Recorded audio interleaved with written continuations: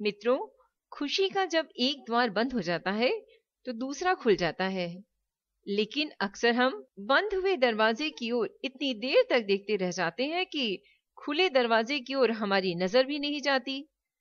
ऐसी परिस्थिति में जो अपनी दृढ़ इच्छा शक्ति से असंभव को संभव बना देते हैं, वे अमर हो जाते हैं। दृढ़ संकल्प ऐसी महान शक्ति है जो मानव की आंतरिक शक्तियों को विकसित कर प्रगति पथ पर सफलता की इबारत लिखती है। मनुष्य के मजबूत इरादे शारीरिक विकलांगता को भी पराजित कर सकते हैं। आज हम ऐसी ही एक महान हस्ती की चर्चा करेंगे जिन्होंने दृढ़ इच्छा शक्ति के बल पर शारीरिक दोष के बावजूद एक नया इतिहास रचा। अनगिनत लोगों की प्रेरणा स्रोत, नारी जगत का गौरव, मिस हेलन केलर शरीर से अपंग पर मन से समर्थ महिला थी। उनकी दृढ़ इच्छा शक्ति ने दृष्टिबाधिता तथा मूक तथा बधिरता को पराजित कर नई प्रेरणा शक्ति को जन्म दिया। 27 जून 1880 को जन्म लेने वाली ये बालिका 6 महीने में घुटनों चलने लगी और 1 वर्ष की होने पर ही बोलने लगी थी। जब 19 माह की थी तो एक साधारण से ज्वर ने हंसती खिलती जिंदगी को ग्रहण लगा दिया। ज्वर यानी बुखार तो ठीक हो गया, किंतु उसने हेलन केलर को दृष्टिहीन तथा बधिर बना दिया। सुन न सकने की स्थिति में बोलना भी असंभव हो जाता है। माता पिता बेटी की ये स्थिति देखकर अत्यधिक दुखी हो गए। ऐसा लगने लगा कि उनकी पुत्री पर किसी ने मुश्किलों का वज्रपात कर दिया हो। हेलन का बचपन कठिन दौर से गुजरने लगा। किसी को आशा भी न थी कि कभी स्थिति भी सुधर सकती है। एक दिन हेलन की मां समाचार पत्र पढ़ रही थी, तभी उनकी नजर बोस्टन की परकिंस संस्था पर पड़ी। उन्होंने पूरा विवरण पढ़ा। उसको पढ़ते ही उनके चेहरे पर प्रसन्नता की एक लहर दौड़ गई और उन्होंने अपनी पुत्री हेलन को दुलार करते हुए कहा, अब शायद मुश्किलों का समाधान हो जाए। हेलन के पिता ने परकिंस संस्था की संरक्षिका से अनुरोध किया, जिससे वे हेलन को घर आकर पढ़ाने लगी। यहीं से हेलन केलर की जिंदगी में परिवर्तन शुरू हुआ। केलर की अध्यापिका सुलिवान बहुत मुश्किलों से उन्हें वर्णमाला का ज्ञान करा सकी।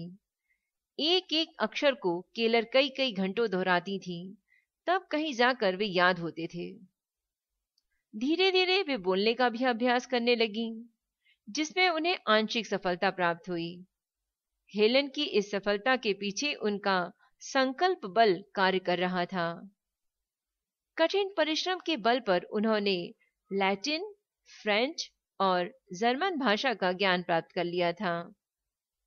8 वर्षों के घोर परिश्रम से उन्होंने स्नातक की डिग्री प्राप्त कर ली थी। हेलन केलर को सारे संसार में लोग जानने लगे थे। आत्मा के प्रकाश से वे सब देख सकती थी तथा बधिर होते हुए भी संगीत की धुन सुन सकती थी। उनका हर सपना रंगीन था और कल्पना स्वर्णिम थी। सुलिवान उनकी शिक्षिका ही नहीं वरन जीवन संगनी जैसे थी। उनकी सहायता से ही हेलन केलर ने Tolstoy, Karl Marx, Nietzsche, Rabindranath Tagore, Mahatma Gandhi और अरस्तु जैसे विचारकों के साहित्य को पढ़ा। हेलन केलर ने ब्रेल लिपि में कई पुस्तकों का अनुवाद किया और मौलिक ग्रंथ भी लिखे। उनके द्वारा लिखित आत्मकथा मेरी जीवन कहानी संसार की 50 भाषाओं में प्रकाशित हो चुकी है। अल्प आयु में ही पिता की मृत्यु हो जाने पर प्रसिद्ध विचारक मार्क ट्वेन ने कहा कि केलर, मेरी इच्छा है कि तुम्हारी पढ़ाई के लिए अपने मित्रों से कुछ धन एकत्रित करूं। केलर के स्वाभिमान को धक्का लगा। सहज होते हुए मृदुल स्वर में उन्होंने मार्क ट्वेन से कहा, यदि आप चंदा करना चाहती हैं तो मुझ जैसे विकलांग बच्चों के लिए कीजिए, मेरे लिए नहीं। एक बार हेलन केलर ने एक चाय पार्टी का आयोजन रखा। वहां उपस्थित लोगों को उन्होंने विकलांग लोगों की मदद की बात समझाई। चंद ही मिनटों में हजारों डॉलर सेवा के लिए एकत्र हो गए।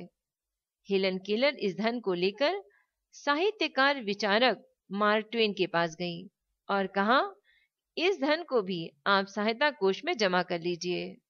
इतना सुनते ही मार्क ट्वेन के मुख से निकला, संसार का अद्भुत आश्चर्य। ये कहना अतिशयोक्ति न होगी कि हेलन केलर संसार का महानतम आश्चर्य है। मार्क ट्वेन ने कहा था कि 19वीं शताब्दी के दो सबसे दिलचस्प व्यक्ति हैं नेपोलियन और हेलन केलर। हेलन केलर पूरे विश्व में 6 बार घूमी और विकलांग व्यक्तियों के प्रति सहानुभूतिपूर्ण वातावरण का निर्माण किया। उन्होंने करोड़ों रुपए की धनराशि एकत्र करके विकलांगों के लिए अनेक संस्थानों का निर्माण करवाया। दान की राशि का 1 रुपया भी वे अपने लिए खर्च नहीं करती थी। विश्व की अनेक विभूतियों से उनकी मुलाकात हुई थी। मुलाकात के दौरान रविन्द्रनाथ टैगोर तथा पंडित जवाहरलाल नेहरू से वे बहुत प्रभावित हुई थी। हेलन केलर की मस्तिष्क शक्ति इतनी जागरूक थी कि वे आगंतुक की पदचाप से ही उसके बारे में बहुत कुछ बता देती थी। वे विभिन्न रंगों को स्पर्श करके पहचान लेती थी। एक बार एक व्यक्ति ने उनसे पूछा, आप मात्र 19 महीने की थी जब दिखाई देना बंद हो गया था, तो आप दिन रात कैसे बता पाती हैं? हेलन केलर का उत्तर विज्ञान सम्मत था। उन्होंने कहा, दिन में हलचल अधिक होती है, हवा का प्रवाह मंद रहता है, वातावरण में कंपन बढ़ जाता है और शाम को वातावरण शांत तथा कंपन मंद हो जाता है। इसी तरह से मैं दिन और रात को पहचान पाती हूँ। विज्ञान ने आज भले ही बहुत उन्नति कर ली हो, लगभग सभी शत्रुओं पर विजय प्राप्त कर ली हो, किंतु वे अभी भी सबसे खतरनाक शत्रु पर विजय पाने में असमर्थ हैं। वे शत्रु है मनुष्य की उदासीनता। विकलांग लोगों के प्रति जनसाधारण की उदासीनता से हेलन केलर बहुत दुखी रहती थी। हेलन केलर का कहना था, हमें सच्ची खुशी तब तक नहीं मिल सकती जब तक हम दूसरों की जिंदगी को खुशगवार बनाने की कोशिश नहीं करते। हेलन केलर ने अंधे व्यक्तियों के हित के लिए उन्हें शिक्षित करने की जोरदार वकालत की। हेलन केलर को घोड़े की सवारी करना बहुत प्रिय था।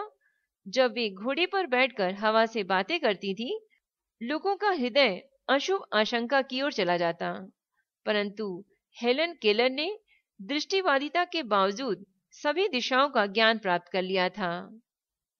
प्रभु के चरणों में जीवन का भार सौंपने वाली हेलन केलर हमेशा निश्चिंत रहती थी।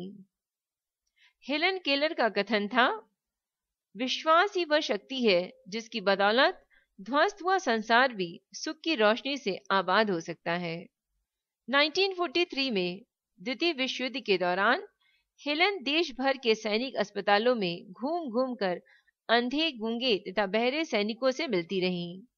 1946 में अमेरिकन ब्रेल प्रेस को the American foundation for overseas blind नाम दिया गया, जो आज हेलन केलर इंटरनेशनल के नाम से जाना जाता है। स्वावलंबन उनके जीवन का प्रमुख गुण था। भोजन बनाना, वस्त्र पहनना तथा साफ सफाई के सभी कार्य वे स्वयं करती थीं। 1 जून 1968 को हृदय का दौरा पड़ने से इस संसार से वो विदा हो गईं, परंतु उनका जीवन प्रत्येक मानव को जन्म जन्मांतर तक प्रेरणा देता रहेगा। पुरुषार्थ का महत्व बताने वाली हेलन केलर ने मानवीय चरित्र को नई गरिमा ही नहीं बल्कि मानव पुष्प को नई सुगंध से सुगंधित किया है। हिम्मत और हौसले की मिसाल हेलन केलर का संपूर्ण जीवन हम सभी के लिए एक उदाहरण है। हेलन केलर के सम्मान में मेरे श्रद्धा शब्द सुमन। आंधियों को जिद थी जहां बिजली गिराने की, हेलन केलर को जिद थी वहीं आशियां बनाने की। धन्यवाद। एक सूचना, अनीता शर्मा द्वारा ध्वनांकित IAS मेन से संबंधित स्टडी मटेरियल जैसे constitution, history, geography, science and GK topics पर डिटेल नोट की CD या DVD प्राप्त करने की जानकारी के लिए मेल करें। मेल ID है voiceforblind यानी voice for blind @gmail.com। धन्यवाद।